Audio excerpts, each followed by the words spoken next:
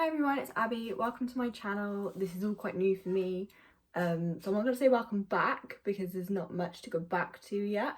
Okay, so basically I am going to be doing a video today on how to become a lash technician, what I did, my experiences, and then like a couple of like tips and tricks to help you get started and things like that. So I started off a little bit about who I am and what I do. So my name's Abby, and I run Dolly's Lash Extensions company. It's based in the West Midlands, and we specialise specifically in lash extensions. So I have my own salon and I have a couple of other people who work with me, and we specialise in lash extensions specifically, but we also do a little bit to do with eyebrows. I wanted to keep my company very specific because I like the idea of like exclusivity and keeping things exclusive to just lashes, because I think that's how you become the best at what you do, is if you focus purely on that. So I have been doing that for a little bit over 2 years now. I started in February 2018 and I've been doing it ever since. So I used to lash in my bedroom, all the way up to having a salon, having other girls who work with me, and running my own lash brand and my own salon. So this is a little bit about that, and a little bit about some tips and tricks, things that I made mistakes on, and to help you have a super smooth transition from going to being somebody who's never done beauty before to being a professional lash technician. So I had always been super into makeup and things like that. It wasn't something that I overly made a really big deal of, but I remember in like year 11 in a science class with a couple of friends, like drawing up my own salon, what I was going to call it, what I was going to do with it and things like that. But because it wasn't as popular back then to go into like beauty and things like that, I didn't really want to go and do like health and beauty at college. I wanted to go and do my A-levels because there was other things that I was passionate about. I was very passionate about sport, I was very passionate about science and things like that.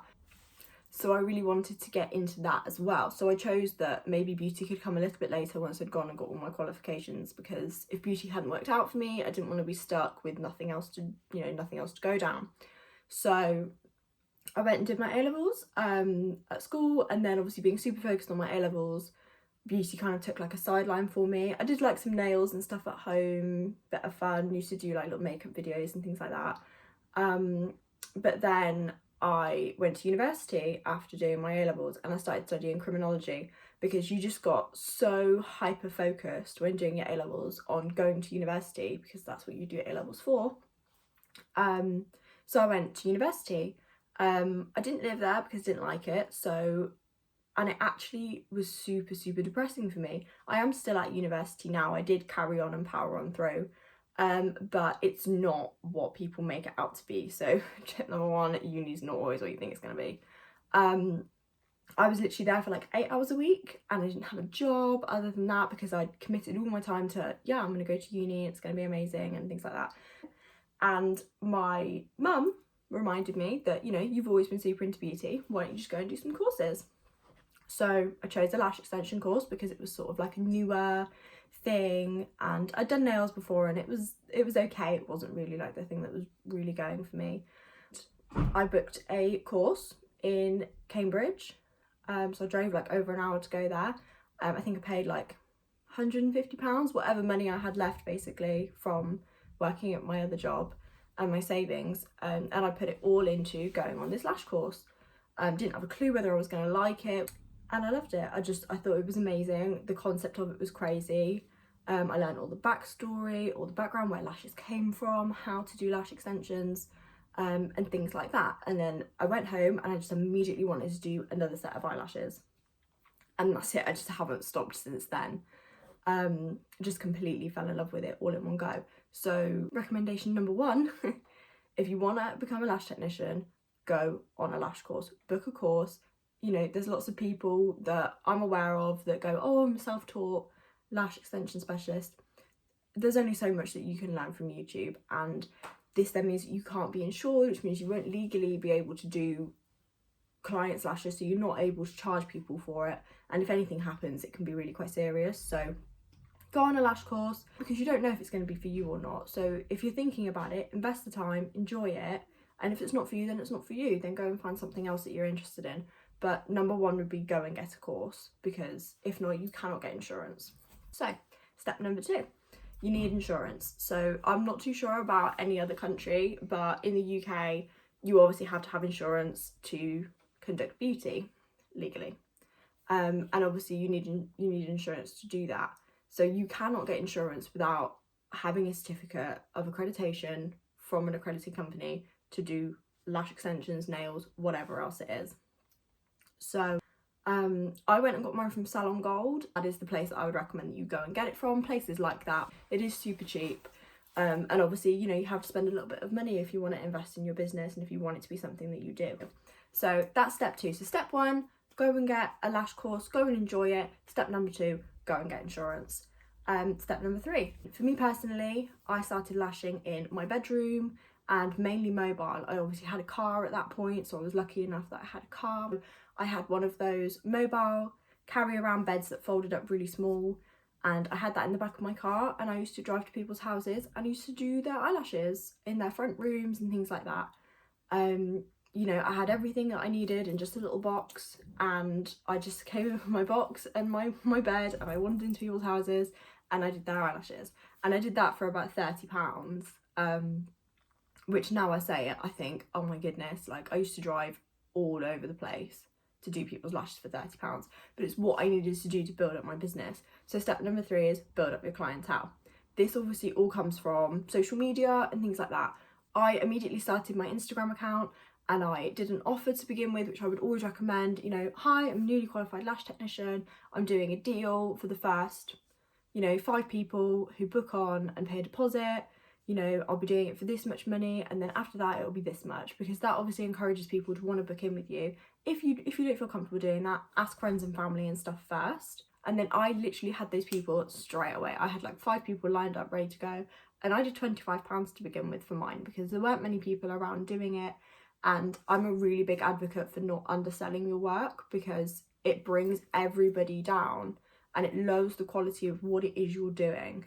And what you're doing is difficult. Lash extensions are hard, so don't undermine what you're doing by doing it for free or charging a £5. You have to, you know, use the costs of the things that you're using, and then you have to add your own personal salary on top. So what you want to pay yourself for the 2 hours it's going to take for you to do them eyelashes. So that's step number 3, is build up a clientele. I obviously did this through social media. The lady who did the training for me used no social media. She just used leaflets and word of mouth and things like that, which I thought was really clever, but you know, social media is going to be the easiest way to do that. You need to put in the graft, you need to put in the work. You need to be there when your client wants you, you need to be on time, you need to be professional, you need to do all of those things. Because people are very understanding when you first start on that maybe your work's not going to be the best, but they do expect you to be polite, for you to show up on time, for you to do the things that need doing. I then got to a point where I was lashing in my bedroom as well, and I did that for about a year. So it's not like an immediate thing where like I just got a salon and there we go, it's all sorted. I put in the graft and I worked for over a year in my house, where, trust me, I live with 6 people and like lots of different animals, so it wasn't the most ideal situation, but I made it work. You know, I converted my bedroom into basically like a mini little salon, and that was the place where my business really took off. I then made the decision to get a salon because people were shocked when they came round and realised that it was something that I was doing in my home, because my social media presence gave off something slightly more professional. They're the 3 steps. So obviously you have to go and get a lash course, you have to go and get insurance, and you have to then build up your clientele. There's obviously lots more that comes with that, but obviously I'm not going to include it all in one video because the video would just be so long. So I'm going to keep it fairly short and sweet. So then my 3 steps are, number 1, obviously you need to go and get a lash course, you then need to go and get insurance, and then you then need to go and build up your clientele. You know, have a look at what other people are doing. Don't feel like it's copying or that you can't do what other people are doing. Be inspired and use that to drive your business further into being better. You know, you can never be too good at anything, and there's always going to be people that are further ahead than you and people that you can look to for inspiration. So the things that you need to know before choosing to become a lash technician: it's not cheap. Everybody knows that money makes money. So obviously you need to go on a lash course. As I said before, I wouldn't go on the cheapest lash course that you can find, because often that means that the training is going to be limited, and then you're going to go back after the course, not feel like you know what you're doing, and you're just going to give it up. and that's not what you want. If you're going to choose to do it and if you're going to choose to invest the money, you want to carry it through all the way and make money out of it. So number one is don't go on the cheapest course. I personally don't offer my courses super cheap because as much as I want to for people, I want to make sure that people get proper training. So I don't have any more than 3 people on my course at once, because I find courses that have like 8 to 10 people on it, like the original one that I went to, I didn't get a lot of support. If I had a question, I couldn't really ask it because there was just so many people and only one teacher. It is super hard. Now, while it is lovely, I love caring for people, I love doing the lashes, I love making people feel pretty, I love talking to people. It's very much what is my strong point. I'm very much a customer service type person. It's not glamorous. You know, I lash 8-9 hours a day. I have backache. It's very customer service based, so if you haven't got the patience for people, you're going to struggle. So you need to be quite an open, talkative person, because customer service is such a big thing, not just in lashes but in all beauty in general. You're not just going to be amazing at it when you first start.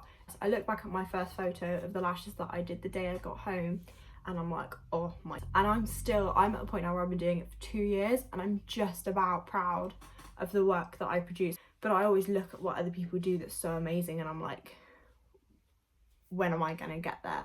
And it's just all from practice. You will get there, but it's not something that you'll just pick up and know exactly how to do, because it is quite a challenging career choice. Always charge people for your work, even if you think it's not particularly good or anything like that. Know your worth and charge people, because if not, you will never reach a point where you actually charge people for your work. And because if you think, oh, that set wasn't too good, it's okay, you can just have it for free, you're undermining your value and the training and all the things that you had that are super important. You're never going to grow if you don't charge people. So yeah, that's a little bit about me and my story on how I became a lash tech. I'll probably talk much more about it in the future. And there's just a couple of little steps on how to become a lash tech and sort of recommendations. I will go into a lot more detail on, you know, how to run an Instagram page, how to take your business to the next level and things like that if there is an interest for that. So just let me know down below in the comments and let me know what you think. If there's anything in particular that you'd like, I'm more than happy to do that. I'll also be posting a couple of lash videos on how to attach and isolation and things like that if that's what people are interested in. So just let me know, guys. Thanks so much for watching. It means a lot. I am super nervous about this, but hey ho, I've done it now, so we'll see. Thanks so much for watching. Bye. Also, don't forget to like, comment and subscribe to my page. Oh, and also Instagram is Dolliesbyabbie if anyone's ever looking to get in contact with me or let me know anything, because I'm always up for a message. Bye.